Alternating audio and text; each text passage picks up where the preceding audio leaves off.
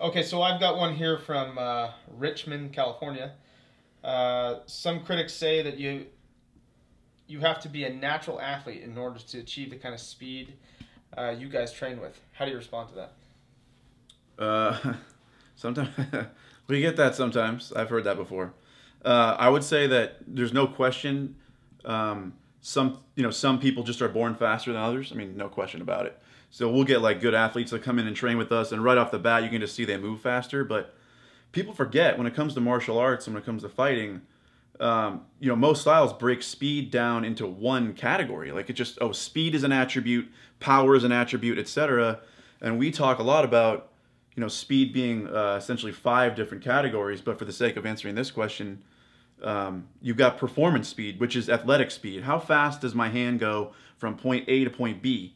Right. That's what an athlete can do. I think they focus too much on how to get from point A to point B.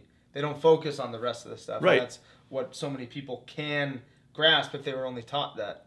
Absolutely, and actually, mostly the most important speed is what happens before point A. How fast do I start point A? Right. What good is it if I can go lightning speed from my fist from here to your face if I can't begin what happens here quickly? So a person who's not a natural athlete could totally have the advantage over somebody who is if they're able to do that with that kind of speed. Right. And the other speeds. It's training that non-intention, and that's a big part. People want to be training their physical aspect of all their training instead. But let's start training some non-intention speed, and then see where that gets you. Yeah, for sure. I got one here from Steve in Salt Lake City. I own a martial arts school in Salt Lake City, and we've been subscribing to your online club for quite a while. Recently, we've noticed your younger brother Chad's skills have often been featured to demonstrate curriculum, whereas before they weren't so much. He's impressive for sure. Has he recently taken his training to another level? We're just curious. Thanks. I'd say that's a two-part question. I think he has taken his training to another level recently, but he's always been great, and he's always been camera-worthy and instructor-worthy. I think just recently he's kind of come out of his shell as far as maybe shyness goes. I don't know. Maybe he just wants to get in the camera now, but he's always been ready to be on the camera. Yeah.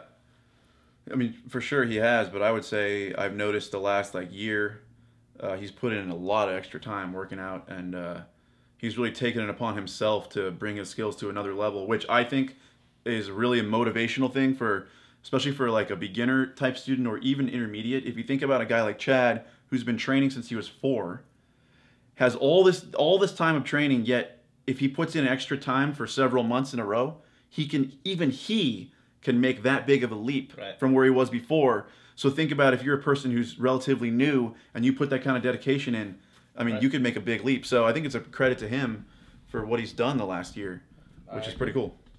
Okay, I've got one from, the Dallas-Fort Worth area.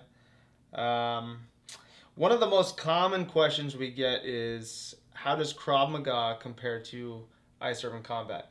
In short, how would you answer that? Well, I get asked this probably 10 times a week. It's a good question. I would need an essay to answer it, really. But in short, I would say, first of all, the reason we're compared to it, I mean, as we all know, is that similar to Krav Maga, we don't train for a competition. There's no competition element to it. So just like them, we're all about reality and street combat scenarios and all that. But that's where the similarities end, really. I mean, the main difference between us and Krav Maga is the fact that we have a complete skill set. Whereas a Krav Maga fighter, they really rely on shock and aggression. Right. And so what happens in a situation if the person that you're trying to shock is not shocked, and what if they're more aggressive than you? So you don't get that jump on them. Now you have to rely on an actual skill set, which is what we have. And so Krav Maga, there's too much fixation on that, too much fixation on hitting the groin, not a full skill set in terms of footwork, angling, base, precision with your striking, no desperate hoping that you're going to land a shot on a vital target, which we're all about hitting the vital targets, but Krav Maga seems to be a little obsessed with it. So to me, it's not a well-rounded martial artist. I think it's just a matter of getting those mechanical advantages that we have. You know, you could say, well, if you're always the bigger, stronger, faster fighter, you're always going to win. But how do you get those things? It's about building a skill set. And if you don't have the method to develop that skill set, then you're not going to be the bigger, faster guy.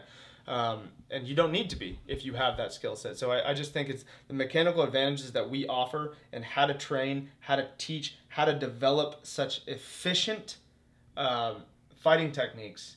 They just don't have it. But they have the right idea. Nothing against them. I mean, just they have the idea. Yeah.